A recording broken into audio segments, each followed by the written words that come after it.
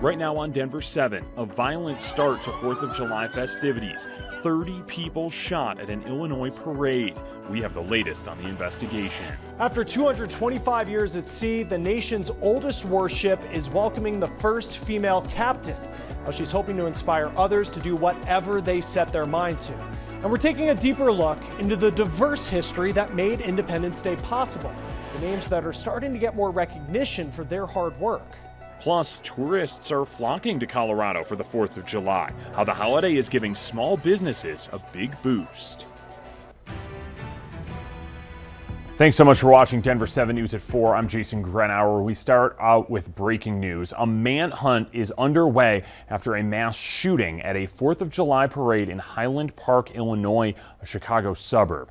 The shooter is still at large after killing 6 people and injuring 24 others. Police describe the suspect as a white man between 18 and 20 years old. They say he was firing at the crowd from on top of a building and that a rifle was recovered from that rooftop. One witness says people in the crowd thought the gunshots were part of a prank.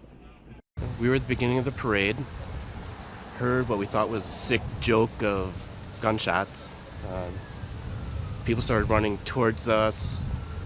Weren't really sure what was going on because we thought it was just a prank until too many people started coming. Ran out with everyone else.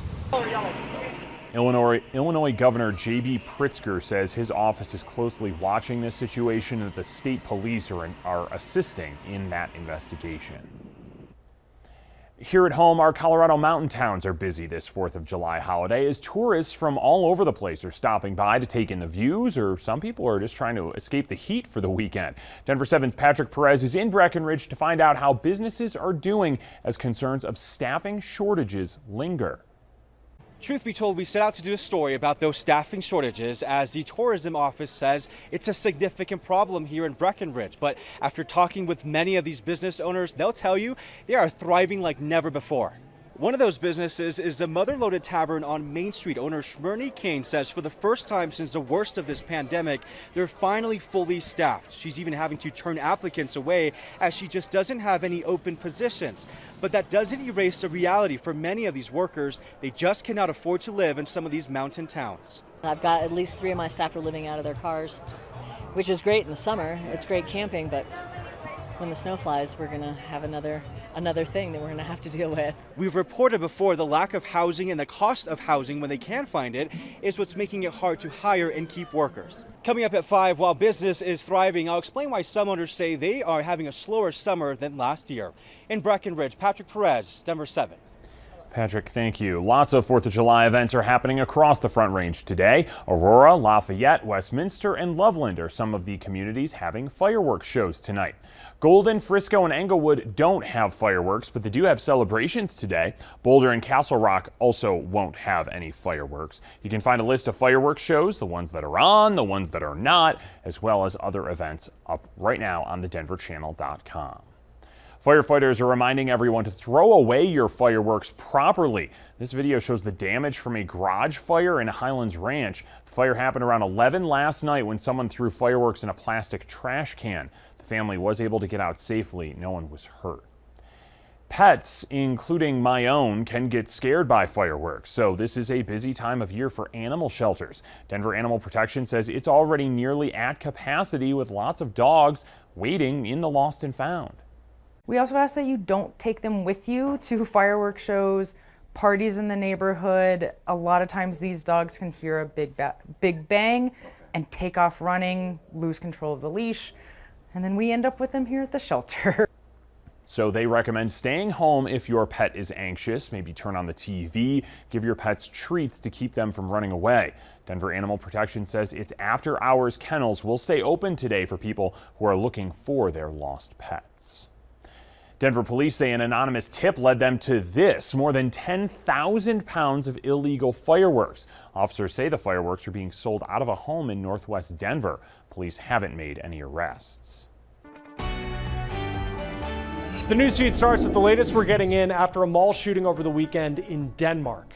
At least 3 people are dead, several are injured. Police arrested a 22-year-old in connection to this shooting, and they believe he acted alone. I want you to take a look at this video. Flooding in Sydney, Australia, forcing more than 30,000 people to evacuate. This is the fourth round of flooding in less than a year and a half in Australia's largest city. Shark attack on a lifeguard closing a Long Island, New York beach over the 4th of July happened during a training exercise. Lifeguards okay, but authorities say it is very rare for this kind of incident to happen. More people are recognizing the need to focus on law enforcement officers' mental health. The Department of Justice recently announced grants to improve officers' mental wellness. In the last year, Missouri passed a law requiring all officers to do a mental health check in every 3 to 5 years. A Kansas City area sheriff's office decided that wasn't enough.